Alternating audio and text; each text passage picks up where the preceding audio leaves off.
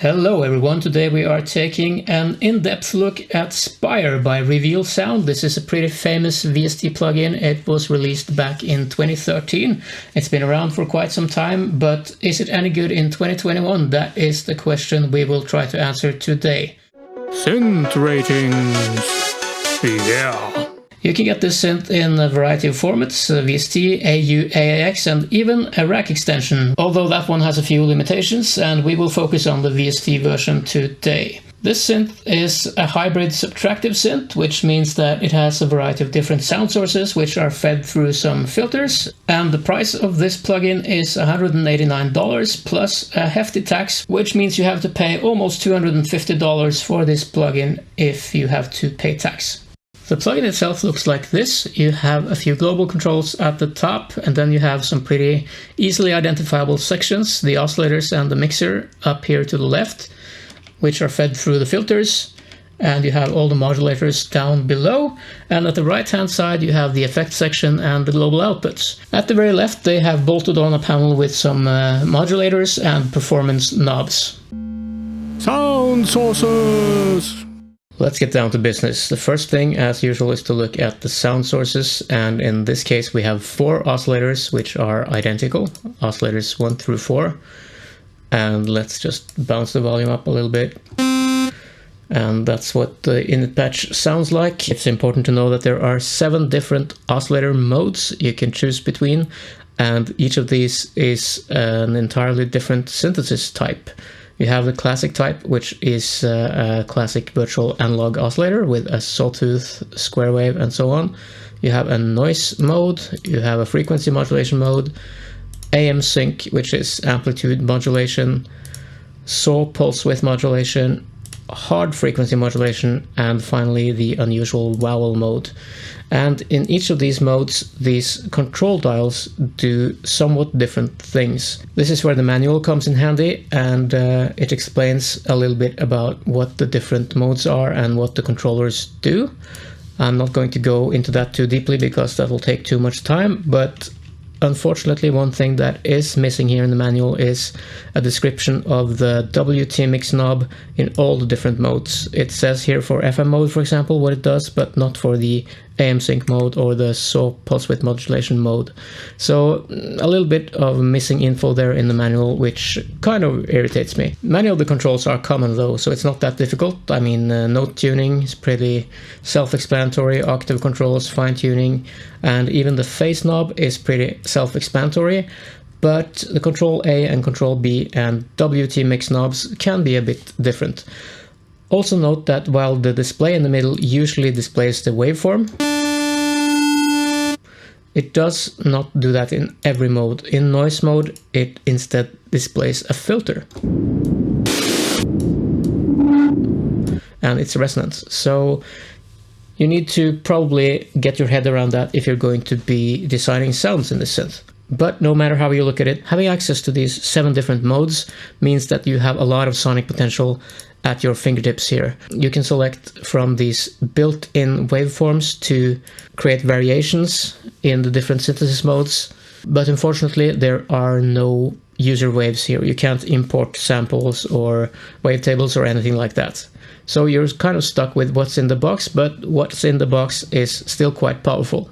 Let me just play around a little bit with some of these modes to give you an idea of what I'm talking about.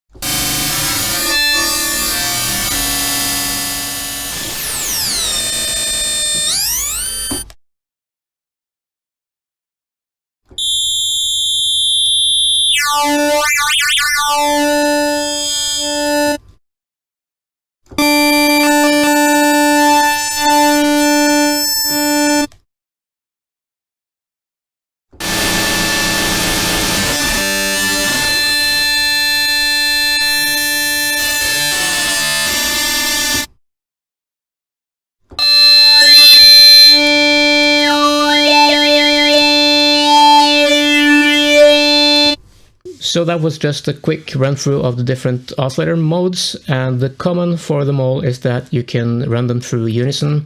You have up to 9 voices of unison here, and you can also tune the unison with different intervals.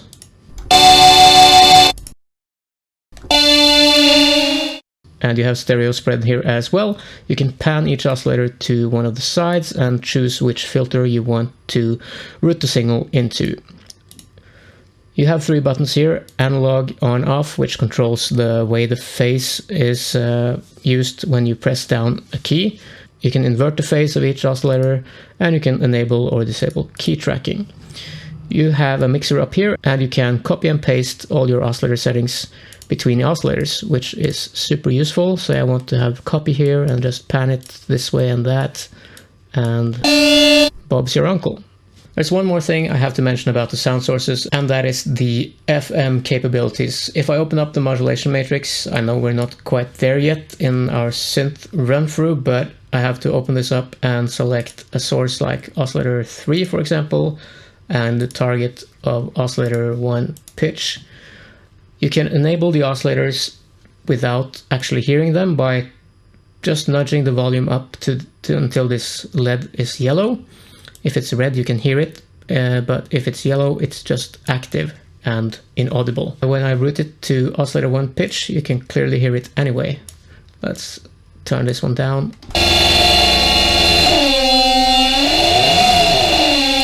And that is some frequency modulation going on through the modulation matrix. That's a very important feature to be aware of when you are designing sounds. We can manipulate oscillator 3 a little bit to make it even cooler, perhaps turn off the key tracking for it.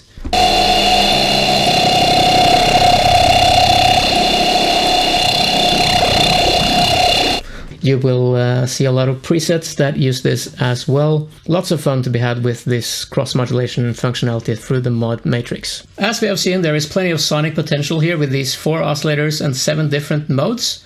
And some of these modes are also very unusual, like the excellent hard FM mode. The graphical waveform is nice as well, but as we have seen, it can behave a little bit differently in the noise and vowel modes particularly, so you have to kind of wrap your head around what the display is showing in the different modes. Frequency modulation through the modulation matrix is always a great thing to have, and this one does it very well. The things that I don't like as much with this is that some of the oscillator modes are pretty static, meaning that the knobs don't really do that much when you turn them. It can also be hard to know what the knobs are actually doing, and particularly in the case of the WT mix parameter, if that is just a mixer knob or something more. The phase knob kind of feels a little tame. It kind of feels like it should do more when you turn it. In some synths, changing the phase of an oscillator can have quite a dramatic impact, but not here. It's very subtle, and you can almost only hear it when you're modulating it or playing multiple oscillators with different phases at the same time.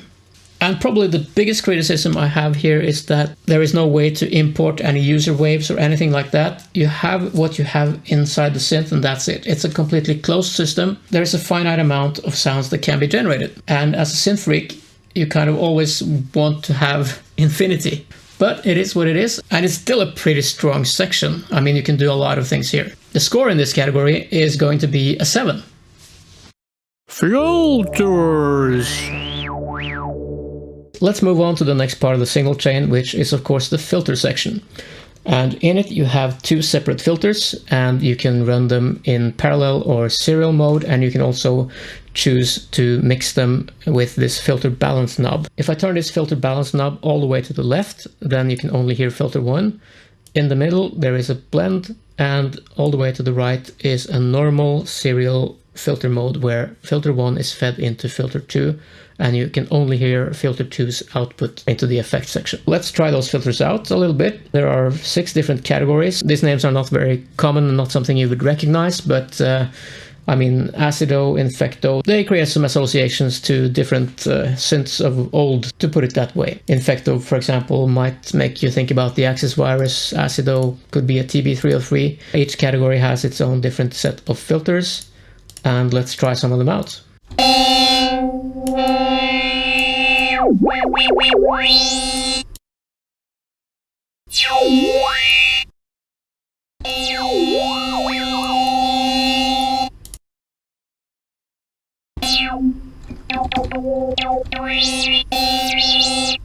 You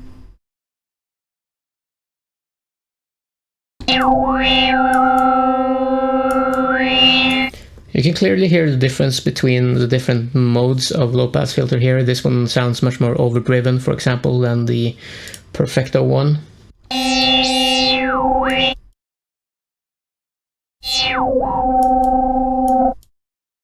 There's also a comb filter with some variations.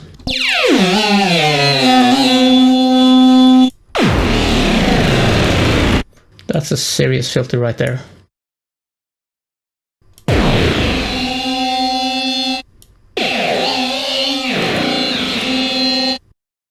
Let's keep that and add something to filter slot 2 as well. Perhaps a little... yeah, I'll talk a little bit about this shaper first. We have a couple of saturation and foldback modes here. There's no filter drive, but you have kind of these ones instead.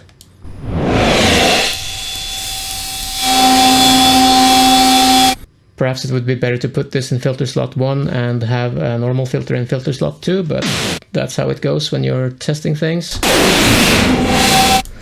Anyway, you can probably hear that the filters sound really rich and pleasing, and I'm very happy with this filter section. And let's not forget, you can do the same trick here that we did with the Matrix. You can just take any audio source or whatever you want and route it to the filter cutoff. Let's take filter cutoff 1 then, since that is the most normal filter, and just boost this up.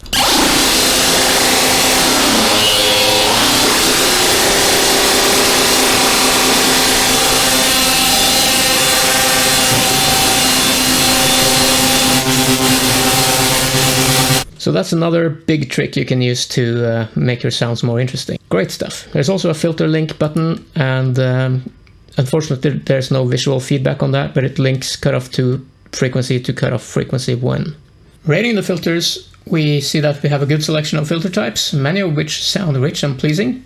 You can do a little bit with the different filter routings, and you can also do filter FM through the modulation matrix, just as you can with the oscillators. A few negatives here are that you have to use the filters on all of the oscillators. You can't bypass the filter, it's hardwired.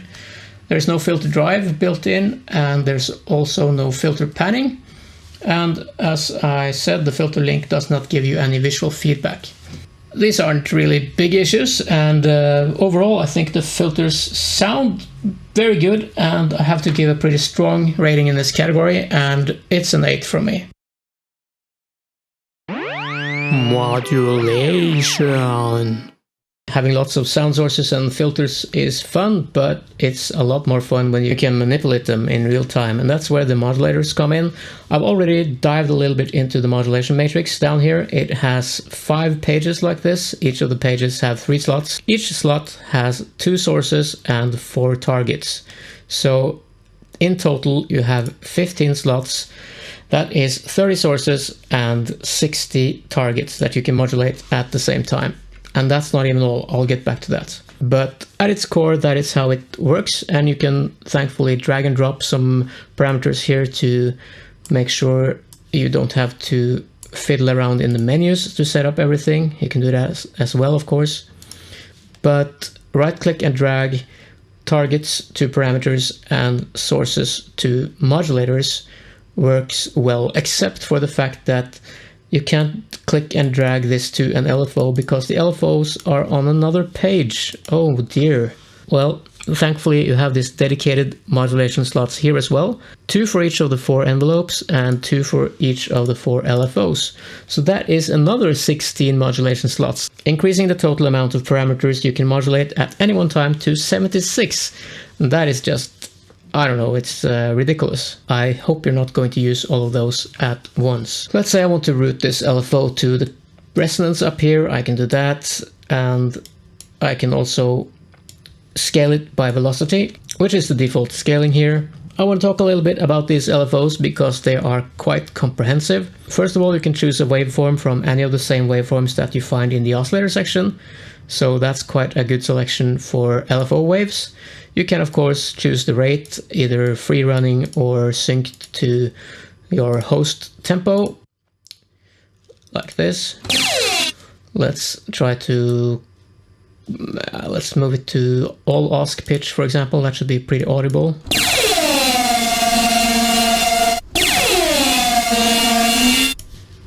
Let me just fix this up a little bit.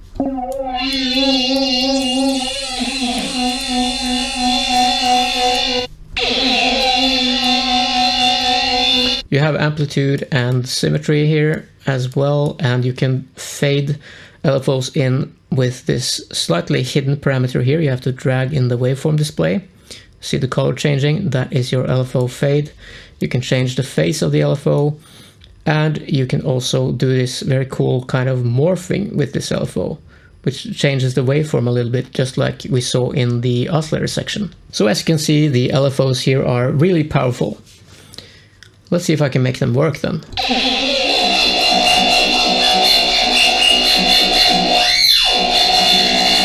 There they are.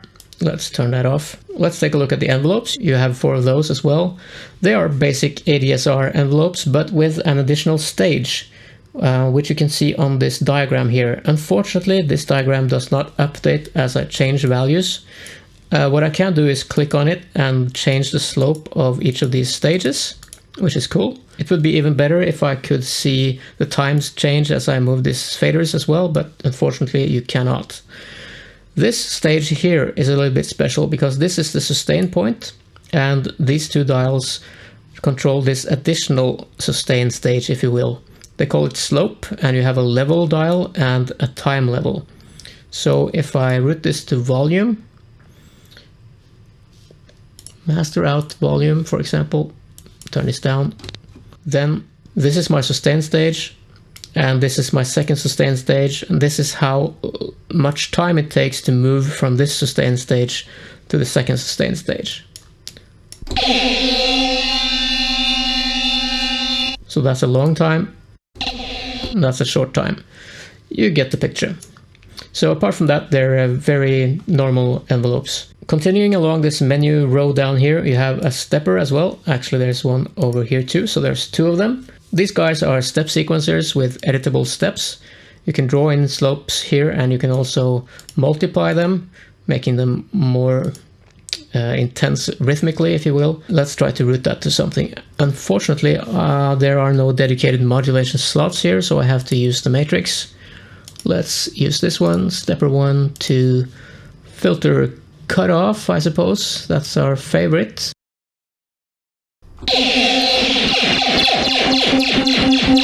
Okay, you can hear that's working. Let's just use the first stage for...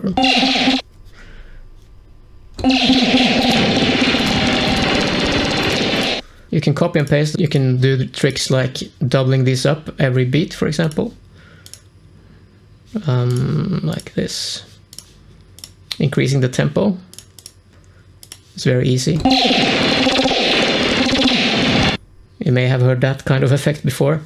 So these steppers are super powerful and great to have for making transgates and rhythmic effects in your synth sounds. The final thing you have to play with in the modulation area is these guys to the left here. You have 4 different matrix knobs, 1 to 4, and you can find them in the modulation matrix named mod 1, 2, 3, and 4. These are simple knobs to control whatever you want, and you can of course add lots of parameters to that baby as well, so you can control all kinds of stuff with these 4 knobs. Super cool if you're using a hardware controller, or if you're a sound designer and you want to give your customers a little bit more tactile control over your sounds. Let's try this.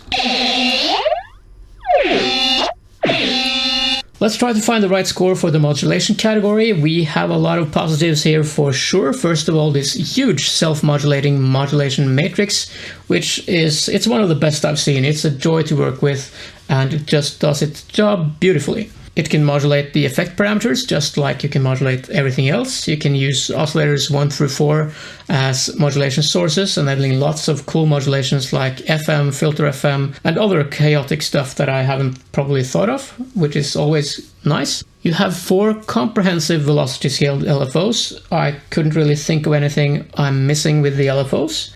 You have 2 powerful 16-step step generators to help you with your rhythmic patterns and also general chaos. You have 4 assignable macro knobs, which is nice for the preset designers and for yourself if you like to play around with your sounds in a live setting or you're a hardware controller kind of guy. And you have a pretty staggering total of 76 parameters that can be modulated at once, which is huge. One minor negative that is very common for most synths, but still kind of a negative, is that you can't change waveforms, filter types, or other menu choices from the modulation matrix. You can't, say, have your oscillators morph from one oscillator mode to another with an LFO or a macro controller. That won't work. Summing all of this up, it's pretty clear that we have to pull out a big number here, and for the first time in the history of this channel, I'm going to give a 9. Not a perfect score, but pretty close. Congratulations. Effects. The next thing I want to show you is the effects section, and it's over here to the right. You have 5 different effects in serial order, and they are shaper, phaser, chorus, delay, and reverb. There are a couple of different modes for many of these. For the shaper, for example, you have these modes to choose from, and the shaper is something you would use to warm up your sound with a tube or some distortion or something. Also, there's a bit crusher and sample rate reducer here, so we can try this out. Some distortion there.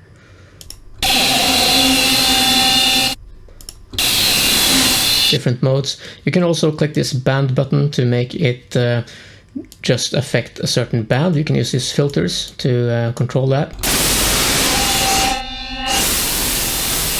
So that gives you nice control. And of course there's a bit crusher. Well, the problem is that these filters are not all that logical. They seem to affect the dry signal sometimes as well.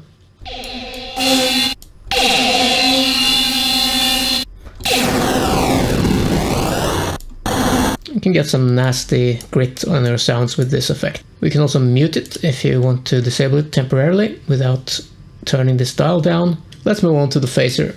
The phaser is the only effect where you can actually change the ordering of effects. If you click this pre button, this phaser will move to the left of the shaper before it in the signal chain. Otherwise it is in the place that is indicated in this menu. You have some different stages to the phaser, and you also have some vowel effects. Let's try the phaser first.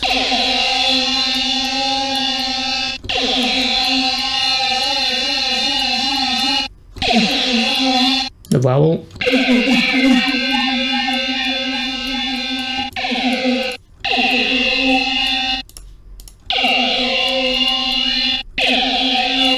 Yeah, route that to an envelope and you can get some pretty cool effects. So I like that one. The chorus, different modes here as well.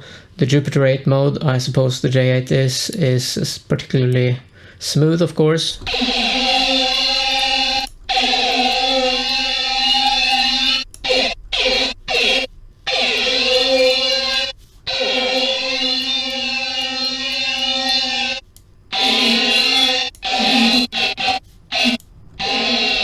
As you can hear, it is a bit hard to keep my dynamics in check here. Let's turn off this boost, see if that helps.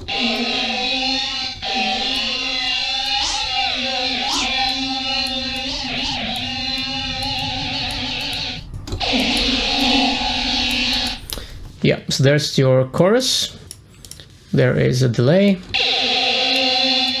No algorithms for the delay, but still plenty of parameters, and you can make pretty much whatever delay you need in here, unless you want something super complicated.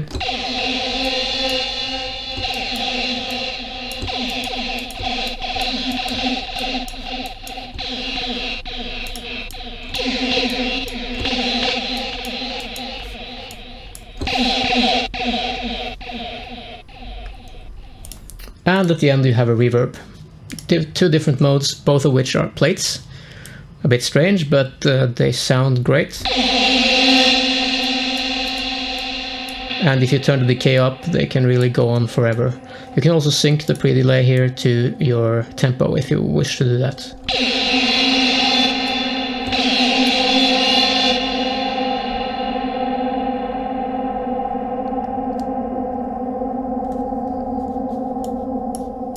Listening to that tail gives you an indication of the quality of this reverb. I think this is good enough to use for many synth sounds where you want that kind of long wash of reverb. If you want something more realistic, then of course you can't do it here with only these two algorithms.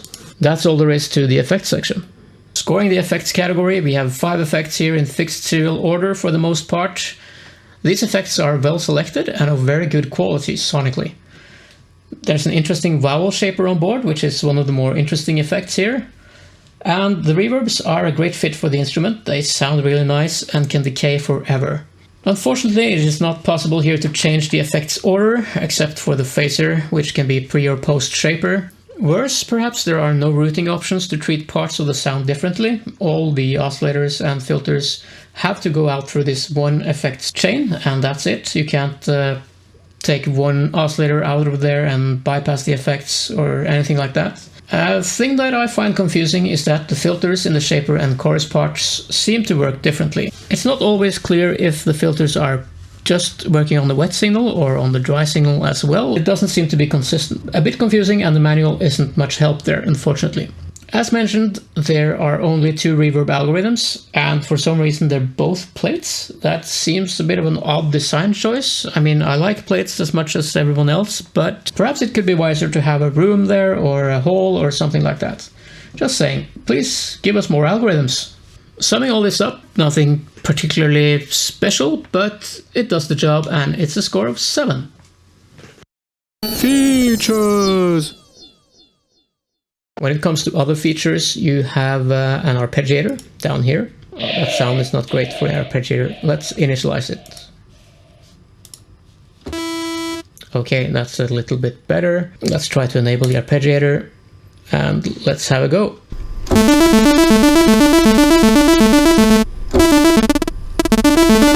It has a gate control, timing control, a swing,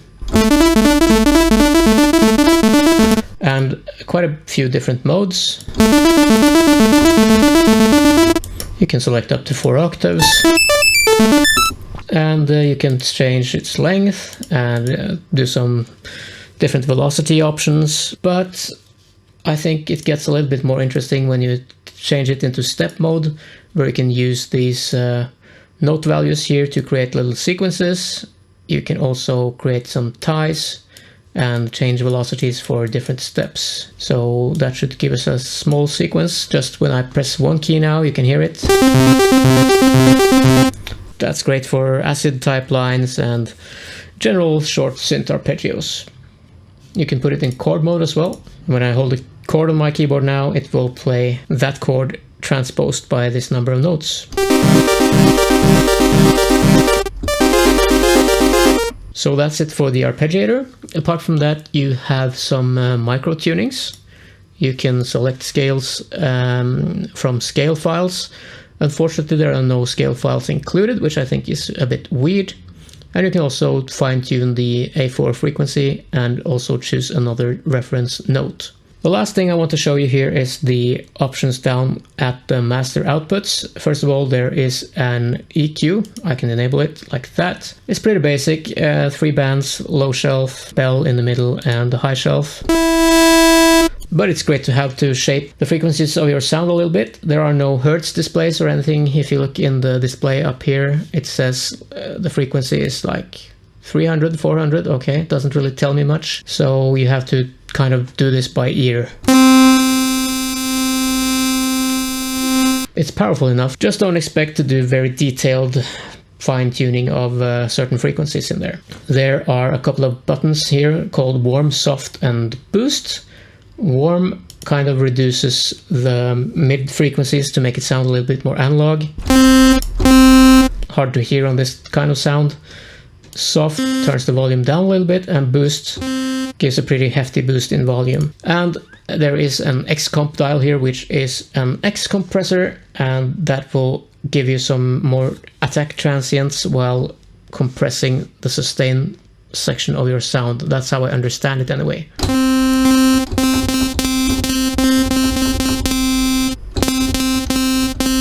Pretty big difference in punch there. That's about it for the features.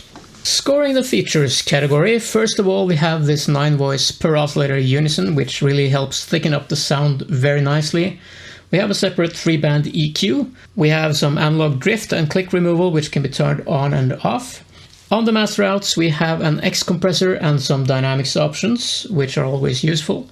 And the synths support micro-tunings. However, there are no micro-tuning files included, so I guess you have to make your own or find some on the internet, I suppose. I don't know why they didn't include those, that is just a bit weird. Further, the EQ band types are fixed in a low shelf, bell and high shelf form, and there are no hertz displays, which makes the EQ a little bit experimental, I suppose. It's hit and miss. You can't dial in some specific frequencies that you want to cut or anything like that. The 16-step arpeggiator is nice to have, it's adequate, it does its job, but it's starting to feel a little bit outdated compared to some of the competition. In this category overall, I think a score of 7 is in order.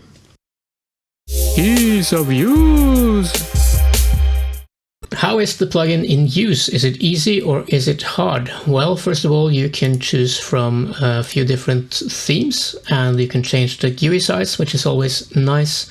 You can also change presets from the computer keyboard, at least if you are not editing it at the moment. You have a preset browser. There's a patch browser, which can also use tags to help you find some sounds.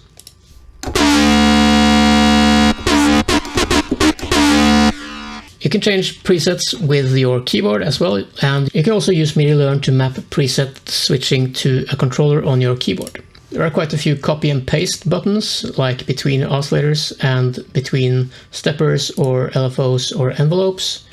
You can, as mentioned, right-click to set up modulation mappings, and it's generally just a pleasant synth to use. The GUI is readable, clear and logically laid out. You can choose from 3 different sizes and several different skins. Copy-paste between oscillators, envelopes, LFOs and steppers can save you a lot of frustrating work.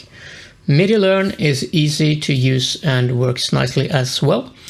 You can, for the most part, right-click and drag to set up modulations. You don't have to do them manually in the modulation matrix if you don't want to. You can change patches from the computer keyboard or even from a MIDI controller. This is clearly a mature product where everything is stable and works like it is supposed to. There are no random noises, no glitches, even if you try to really abuse the plugin by, say, changing presets super fast or trying to change menu items while holding down multiple keys and so on. It all works very nicely. A few minor things that annoy me are that there are no up and down buttons for easy browsing through waveforms or filter types and stuff like that. You have to use the menu every time, and while you're experimenting and trying things out, that is a bit tiresome. Parameter values could sometimes be more aptly named, not just 0 to 1000. For example, for stuff like LFO rate, I would prefer to see hertz there. Same with the equalizer frequencies and so on. But I suppose having parameters going from 0 to 1000 is actually a strength of this synth compared to many synths where you are only stuck to the MIDI values 0 to 127. One criticism is that the manual is on the basic side. It is rather short, and you also can't open it directly from the plugin, which means that you have to browse for it, and then you might not even bother to look that thing up, and then you just move on forgetting the whole thing. The last thing that I don't particularly like on this synth is that the menu tab buttons for selecting modulation sources like LFO1, LFO2 envelopes and so on down at the bottom of the screen are not 100% intuitive for me personally, but I can certainly work with them. Why are they grouped like that? Shouldn't LFO 1 to 4 be located in the same place? Probably this is due to the update history of the synth. I'm not sure, but it could be. But that's a minor annoyance. Overall though, this synth is pretty easy to use, certainly better than many other synths at the same level, and the score is going to be a pretty strong 8. Presets. Presets.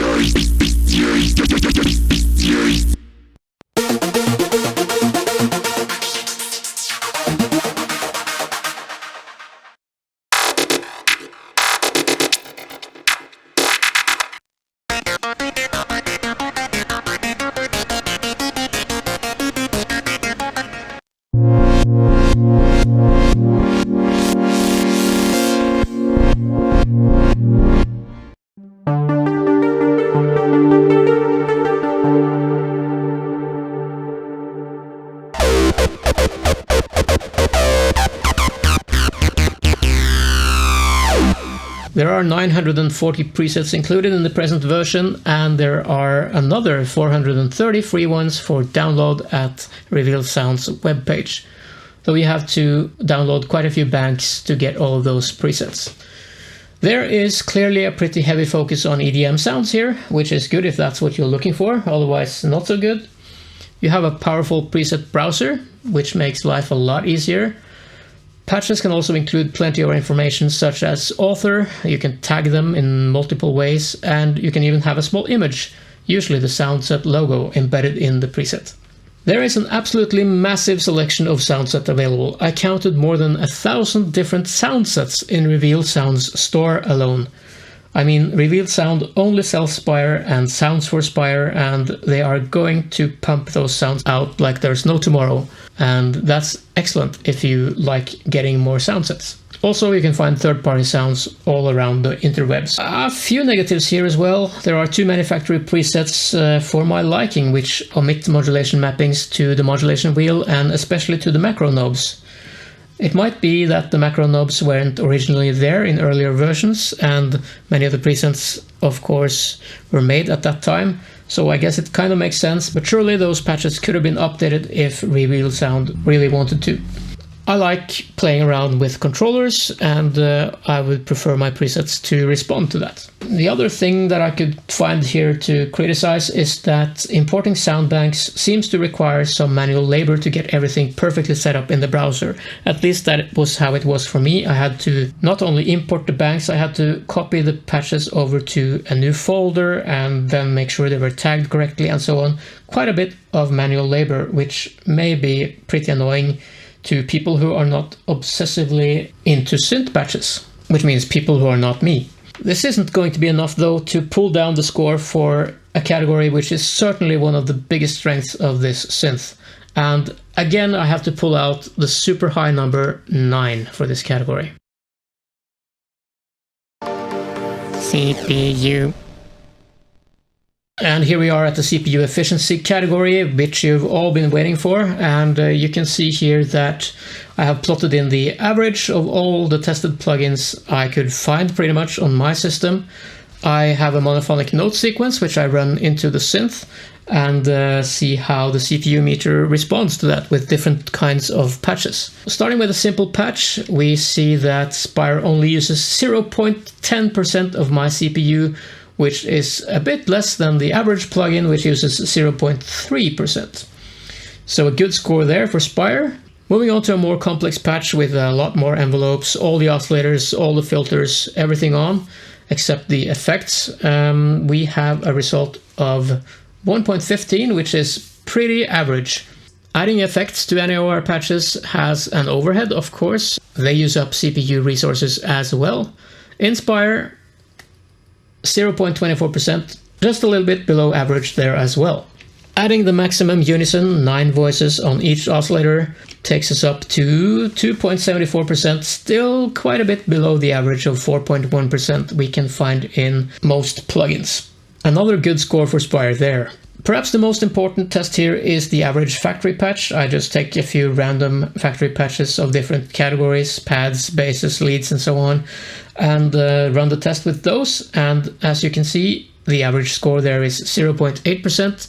Spire does it in 0.6%. A bit less than average there as well. So this is clearly looking good for Spire. The memory usage is higher than average at 82 megabytes per instance, but it's still nothing to be too worried about. It's first and foremost the CPU usage, which is of interest here. As we can see, most of the numbers here are green and doing well, but not that much better than average. I'd say this is a pretty good result, and it deserves a score of 7. Overall results. The overall results. The sounds coming out of this instrument are about as mix ready as they come. There are no weaknesses in the lows, the highs, or anywhere in between that I can hear. The synth is rightly famous for its snappiness, and I think that may be due to some super fast envelopes, or at least something with the attack portion of the sound which is a little bit of a trademark for this synth, I would say, and it works really well for plucks and basses and that kind of stuff. Sound design is mostly fun and easy, and if that's not your thing, you can just buy whatever sounds you need. There's a million of them out there. I'm not the only one who likes this synth. Reveal Sound has gathered an impressive bunch of producers giving testimonials for this instrument. People like Ferry Corsten, Armin van Buren, and a lot of others. You can look at them on their website. And if the synth is good enough for them, it should be good enough for you, probably. The only real negative I can think of is that there are limits to the sonic territory the plugin can cover, since it is a closed system after all. Still, it covers a lot of ground, but there are limits to it. And I don't like limits in my synths. Still, you can't argue with the results, and Spire continues to rack up the points with a clear 9 in this category. Money! The final category is the value for money category, and as I mentioned in the intro, the normal price for this plugin is $189, but beware of the taxes, which will take this to $249, $248 somewhere, and I guess most of us have to pay taxes, so that is one expensive plugin. There are no bundles available, since this is the company's only plugin that they produce, but you can bundle it with some of their selected sound packs. Sales do happen with some regularity, so if you are patient enough, you can pick this up with a nice at least $80–90 discount. So that's a lot more attractive right off the bat. If you just want to listen to it and try it out for yourself, you can get a demo version for 1 month, which is fully functional but has some regular noise bursts to bother you. The developer seems committed to keeping the synth updated. The current version 1.5 is a much better plugin than V1 from 2013. And updates are still coming out to this day, so yay. When it comes down to it though, the plugin could probably be a bit cheaper, and there are certainly good quality products available for a lower price from the competitors, so I can't score it too highly here. I think 6 is pretty fair. Final rating! Here is the final spider diagram with all the category scores plotted in. We can see that the overall results, presets, and the modulation categories are super in the synth. The value for money category could have been higher. Good scores all around in the other categories. Summing up, the final score for Spire is 7.7, which is an excellent result. This is the high score so far, and if you know any synths that can beat this one, then please let me know in the comments and I will try to take a look at it. I'll round this video up with some closing comments as usual. The highlights of this synth are that it is a proper EDM powerhouse. It has a high sound quality per CPU usage ratio, which is something that I just made up and seems to work very nicely for this synth. There are more sounds available than you can audition in your life, probably, if you can afford to get all of them. Buying all the sound sets in the store will probably set you back around 10,000 euros or something, but you're not that crazy, right? The synth also has some limitations. You can't expand the sound generation possibilities that are within the box. You can't import any waves, any samples, anything like that. You are stuck with the algorithms that are in there. If you like infinitely expanding synths, then this is not it. Another limitation is that this may not suit every genre. It is very EDM focused, I would say, and if you make some sort of folk, rock, jazz stuff, it might not be for you, plain and simple. Finally, do not forget that everyone else already has this synth. If your biggest hobby is to try and recreate big EDM hits from the past, this will be perfect for you. If you're trying to find new sounds which everyone else hasn't already used, then perhaps it is less perfect for you. In the end though, Spire proves that it deserves its position in the top tier of synth plugins on the market. If you're into any kind of EDM, this should be a serious contender for your desert island synth kit. Cause you can't live with just one synth, right? That's it for this video. See you later, guys.